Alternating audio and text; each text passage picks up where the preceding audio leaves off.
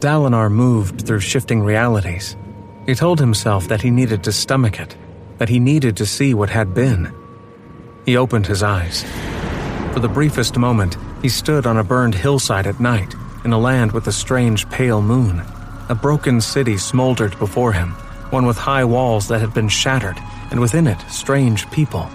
He raised what he knew was a weapon, though it was no sword or polearm, and unleashed lines of light while his armies surged around him. He wore black shard plate. Storms. He squeezed his eyes shut.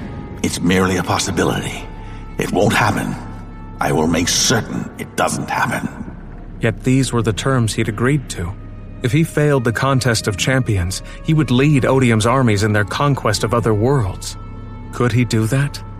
He'd given his word. Storms. Sounds assaulted him. War, screams, soldiers dying.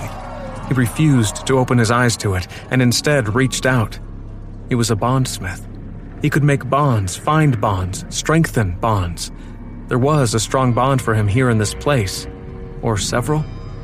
3 strong bonds. A few others nearly as strong. That was odd. What was he connected to in here aside from Navani? The Stormfather? No, that bond was different. These others were bright and close. Brilliant white lines spreading from him, one pointing to a young man. No, an old man. No, a child. Elokar? Was that Elokar? It was gone in a moment, leaving him with a haunting echo. He tried to follow, but found himself pulled toward another instead. A bond with someone whose love he didn't deserve, yet sometimes still took for granted. Someone whose touch made him come alive, and whose smile made him a better man. She was there. He found Navani's hand and opened his eyes to her, seeing her in 100 different variations.